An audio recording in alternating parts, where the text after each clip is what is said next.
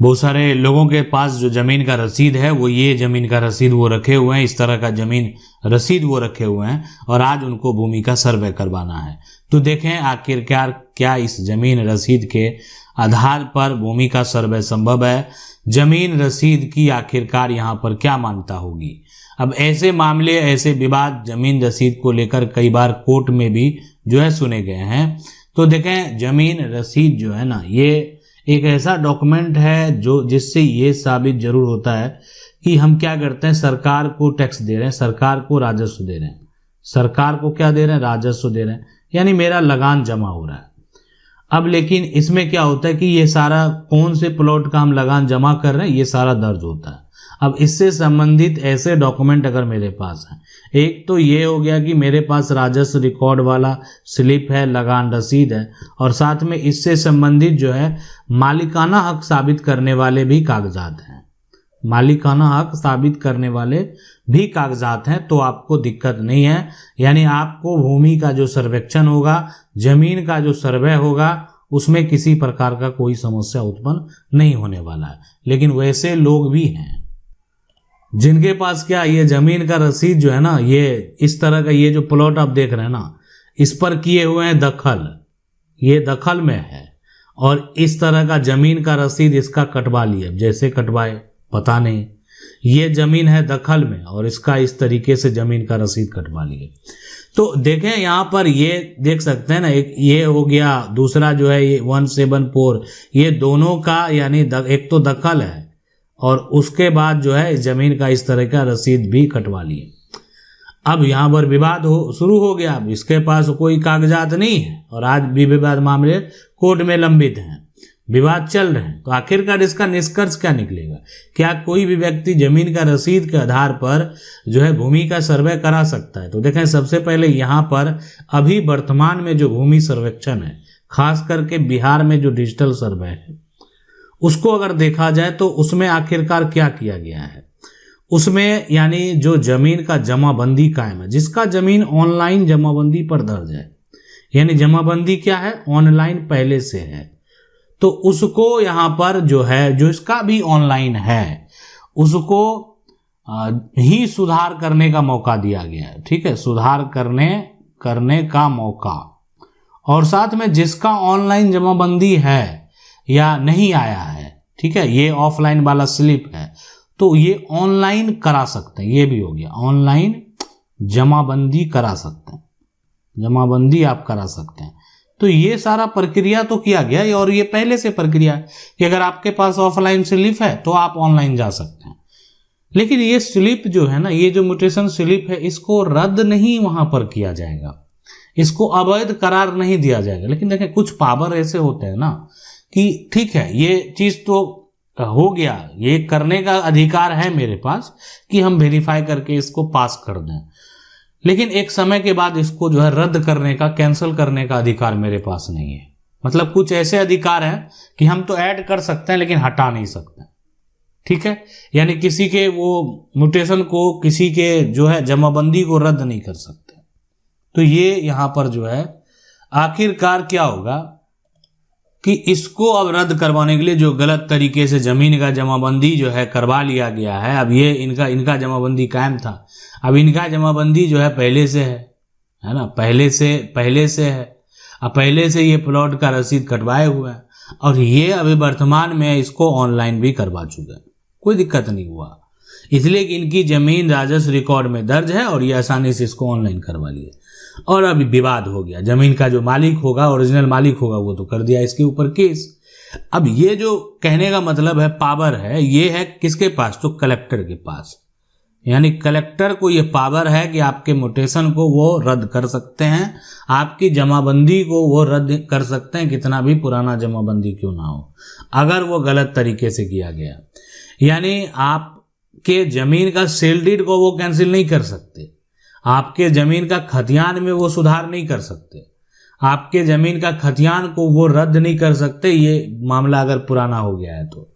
लेकिन अगर आपका जो जमीन का जमाबंदी म्यूटेशन कायम है, उसको रद्द कर सकते हैं। अब यहां पर चला गया, इससे सवाल पूछा गया, बताइए आप जो है जमीन जो है अब जमाबंदी कैंसिल कराने के लिए क्यों नहीं जाएगा लोग, मान लेते हैं कलेक्टर के पास, जो जमीन मालिक है ये कलेक्टर के पास वो चले गए।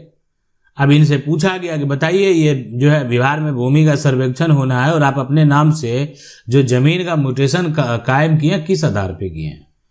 कोई भी ऐसा कागजात आपको दिखाना होगा कि आपने किस आधार पर म्यूटेशन कराया। साथ में जो ये करवाए थे उनका रिपोर्ट भी मांगा गया अंचल कार्यालय से, ताकि यहाँ पर जो है कि पता चल सके कि आखिरकार इनका जो जमीन का म्यूटेशन है वो कैसे कराया, किस आधार पर कराया।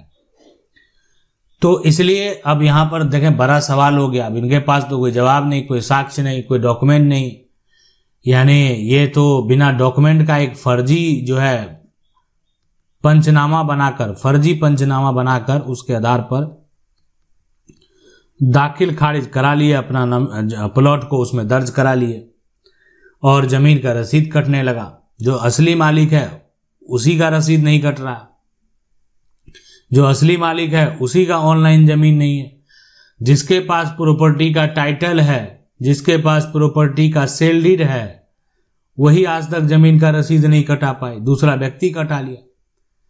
तो अब यहां पर कलेक्टर के द्वारा हर सिचुएशन को देखने के बाद, मान लेते हैं इनसे जब जो सवाल पूछा गया तो ये पंचनामा को प्रस्तुत किए जो कि फर्जी पंचनामा था, उसमें सिग्नेचर करने वाले सारे लोग जो है वो मर चुके थे। लेकिन पंचनामा जो है बंटवारा आपस में वही लोग करते हैं जो कि परिवार का हिस्सेदार होता है। कोई बाहरी लोग को है ना पंचनामा के आधार पर जमीन आप नहीं ले सकते, यानी पंचनामा के आधार पर जमीन खरीदने का जो अधिकार किसी के पास नहीं है। लेकिन यहाँ पर सबसे बहुत महत्वपूर्ण बात जो है वो ट्विस्ट आप कह सकते हैं कि आखिरकार एक तो जमीन का वो रसीद कटा लिया है, पहला कंडीशन, और दूसरा कंडीशन ये है कि जमीन पर कब्जा भी किए हुए हैं। तो ये दोनों अलग अलग चीजें हैं और दोनों का विवाद का तरीका भी अलग अलग है। यानी एक तो हो गया कि मान लेते हैं जमीन का सिर्फ रसीद कटा लिया, दखल तो मेरे पास है, गए यहाँ पर कलेक्टर के पास और जो है आवेदन दिए, प्रक्रिया शुरू हुआ, उससे पूछा गया क्यों रसीद कटा है, उस साक्ष्य दिखाओ। आप अपना साक्ष्य प्रस्तुत किए, मेरे पास जमीन का ये सारा डॉक्यूमेंट है, इसको वेरीफाई किया जाए, कागजात है, इस व्यक्ति ने गलत तरीके से हमारी जमीन को जो अपने नाम पर करवा लिया, इसलिए आज तक मेरा म्यूटेशन नहीं हो रहा। अब है कि अब ये भी उस पर आरोप लगाएंगे कि गलत तरीके से जो है म्यूटेशन कराकर हमारी जमीन को कब्जा कर लिया। तो अब ये विवाद मान लेते हैं कि कलेक्टर के द्वारा तो जो उनको पावर है म्यूटेशन को रद्द करने का, म्यूटेशन कैंसिलेशन का केस आप उनके पास कर सकते हैं। तो जो उनको पावर है उस हिसाब से वो अब आदेश दे देंगे। जजमेंट हो गया, अब ये जो है जजमेंट आपके पक्ष में हो गया तो म्यूटेशन उसका जो है वो आप कैंसिल करवा सकते हैं, उसका म्यूटेशन रद्द हो जाएगा। अब लेकिन ये तो हो गया, सारा प्रक्रिया हो गया कि म्यूटेशन कैंसिल कर दिया गया कलेक्टर के पास से। तो अब आगे जो है ये व्यक्ति क्या आगे अपील कर सकते हैं? देखें, वहीं पर किसी को भी अपने केस के खिलाफ अपील करने के लिए वह स्वतंत्र है। अगर उनको लगता है कि नहीं मेरा कोई साक्ष्य है, मेरे पास कोई ऐसा सबूत है जिसके आधार पर आगे हम जा सकते हैं, तो ठीक है जा सकते हैं। आगे जो है कोर्ट को लगेगा कि नहीं इनके केस को एक्सेप्ट करना चाहिए तो एक्सेप्ट किया जाएगा, नहीं करना चाहिए तो इसके केस को खारिज कर दिया जाएगा। तो इसलिए जो है ना पुराना जमीन रसीद से सर्वे जो है वो भी लोग करा रहे हैं जिनका जमाबंदी फर्जी है। मेरा कहने का मतलब ये है, यानी ऐसा नहीं है कि जिनके पास मान लेते ये सभी ऐसे ही लोग हैं जिनके पास ये सही कागजात है। बहुत सारे लोगों के पास जो है ना फर्जी जमाबंदी है और फर्जी जमाबंदी का भी यहाँ पर जो है ऑनलाइन में आज जो है कागजात डॉक्यूमेंट जो है एक तरह से दिखा रहा है, और जिसका ऑनलाइन में दिखा रहा है उसके नाम भूमि का सर्वेक्षण होना तय है। उसके पास दखल भी है तो भूमि का सर्वेक्षण उसका नाम से होना तय है। और अगर आप दावा करने वाले लोग हैं, आपको लगता है कि ये गलत तरीके से जमाबंदी कायम हो गया है, तो आप जो है जमाबंदी कैंसिलेशन का केस आपको फाइल करना चाहिए। तो ये पूरा प्रक्रिया है। देखें, आपके मन में अगर कोई भी सवाल है आप हमें सवाल पूछ सकते हैं, कमेंट के माध्यम से आप सवाल पूछेंगे, वीडियो के माध्यम से हम आपको बताएंगे क्या करना है। अगर आप पहले से सवाल पूछे हैं तो आप हमारे प्लेलिस्ट जो है यानी कानूनी निदान में आप जाएंगे। कानूनी निदान जो प्लेलिस्ट है उसमें यानी कानून की जो है उसमें जाने के बाद कानूनी निदान में आप जाएंगे और कानूनी निदान में जाने के बाद जो है आप प्लेलिस्ट में अपने सवाल का जो है वो जवाब देख सकते हैं। अगर आप सुप्रीम कोर्ट के फैसले से संबंधित पूरी डिटेल, पूरी कहानी जानना चाहते हैं तो वहां पर सुप्रीम कोर्ट का जो फैसला है, जजमेंट है, या हाई कोर्ट का जो फैसला है, उसमें भी जाकर आप पूरी कहानी को जान सकते हैं। आशा करते हैं वीडियो अच्छा लगा होगा। वीडियो को लाइक जरूर कर दें। चैनल को पहली बार देख रहे हैं, सब्सक्राइब करके जो बेल आइकन है उसको जरूर दबा लें। मिलते हैं अगली वीडियो में, तब तक के लिए जय हिंद।